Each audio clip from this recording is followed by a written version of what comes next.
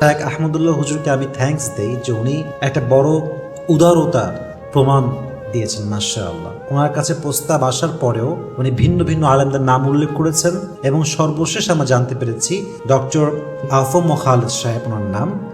উনি আমাদের এই যে উপদেষ্টা রয়েছে তার মাঝে ওনার নামও একটা আছে। আলহামদুলিল্লাহ পড়েন সবাই। উনি একজন ভালো আলেম, বিজ্ঞ আলেম। উনি একজন এমন আলেম যে আলেম আহলে সুন্নাত ওয়াল জামাতের আকীদায় বিশ্বাসী। এবং উনি বলেছেন, শায়েখ আহমদুল্লাহ বলেছেন যে উনি একজন প্রবীণ আলেম, বয়স্ক আলেম। প্রত্যেকটি জায়গায়, প্রত্যেকটি দলে, প্রত্যেকটি ইসলামিক দলে তার একটা গ্রহণযোগ্যতা আছে। তো এই দিন তো আমরা দেখার জন্য অপেক্ষায় ছিলাম যে এই দিন আলেম সমাজ দেশের নেতৃত্বের ভূমিকায় থাকবে, ঠিক কিনা বলেন? আমরা বিশ্বাস করি এইটা যে একদিন আসবে এমন যেদিন আমার এই দেশে ইসলামের রাজ কায়েম হবে, কোরআনের রাজ কায়েম হবে। সকলে বলেন ইনশাআল্লাহ। তো শায়েখ আহমদুল্লাহ হুজুরের ব্যাপারটা হচ্ছে এরকম, এই বেশি না, মাত্র মেবি 2 মাস আগে হবে, 1.5 মাস আগে হবে, আমি নাম উল্লেখ করছি না, খুব মারামারি হয়েছে ওনাকে নিয়ে। গালি গালাজ দিয়ে মামলা করব, ধরাই দিব, এত হানির মামলা, তত হানির মামলা, মানহানির মামলা করবে কেন? উনি নবীজিকে নিয়ে এখানে কটূক্তি করছেন, অনেক কথাবার্তা হয়েছে আর কি। তো সেগুলো দেশ তোলপাড় ছিল, মনে আছে সবাই আপনাদের? তো দেখেন প্রিয় ভাইরা, যদি আপনি দেশের মানুষের জন্য কাজ করেন, দেশের জন্য কাজ করেন, যদি আপনি সত্যিকার অর্থেই মানবিক হন, নট লাইক তথা কথিত মানবতার ফেরিওয়ালা, যদি আপনি সত্যিকার অর্থেই হন, দেশের মানুষ আপনাকে মূল্যায়ন করবে, এই জাতি আপনাকে মূল্যায়ন করবে, ঠিক কিনা বলেন যুবক ভাইরা? এটার প্রমাণ হচ্ছে শায়েখ আহমদুল্লাহ হুজুর। আমরা ওনাকে দোয়া করি, ওনার জন্য আমরা মন থেকে দোয়া দেই, আল্লাহ ওনাকে নেক হায়াত দান করুক, সকলেই পড়না আমিন।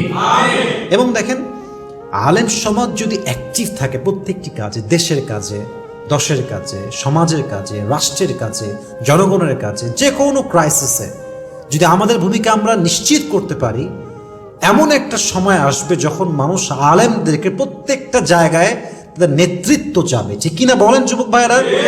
আপনি দেখেন, একটা এক্সাম্পল হিসেবে আপনাকে বলি, মাথায় রাখবেন, পলিটিক্স অ্যান্ড সেলিব্রিটি ব্যাপারটা কিন্তু একটু ভিন্নতা আছে।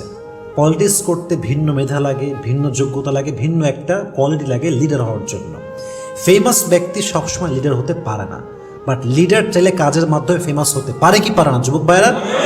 দেশের অনেক গায়ক আছে, নায়ক আছে, সে অ্যাক্টিং করতে পারে, ক্যামেরা দিয়ে দেন অ্যাক্টিং করতে পারবে, কান্নায় ভাষায় দিবে ক্যামেরার সামনে, কারণ তার সেই কোয়ালিফিকেশনটা অনেক বেশি হাই। বাট তাকে আপনি একটা দায়িত্ব দেন, একটা রাষ্ট্র গঠনের দায়িত্ব দেন, একটা এলাকার মেম্বার বানায় দেন, সহজে সে কিন্তু দায়িত্ব পালন করতে পারবে না, কারণ তার দায়িত্বের জায়গা ভিন্ন উচ্চ থেকে ঠাস করে এক জায়গায় বসায় দেওয়া হয়েছে। তো ব্যাপারটা হচ্ছে এরকম, আপনি সবসময় মাথায় রাখবেন, আপনি চাই সেলিব্রিটি হন কিংবা লিডার হন, আপনার মাথায় সবসময় চিন্তা থাকবে দেশে যে কোনো ক্রাইসিস আসলে আমার যে সামর্থ্য আল্লাহ আমাকে দিয়েছে সেটা দিয়ে আমি আমার সর্বোচ্চ কাজ করেই দেখাবো, বলেন ইনশাআল্লাহ। তো উনি দেখিয়েছেন বিভিন্ন ক্রাইসিসে, যেমন আমরা দেখেছি সিলেটে বন্যা হয়েছে, উনি কোটি কোটি টাকা ইনভেস্ট করেছেন মানুষের থেকে নিয়ে, জাস্ট ওই জায়গাটাকে কি করার জন্য, রিকভার করার জন্য, ঠিক করার জন্য।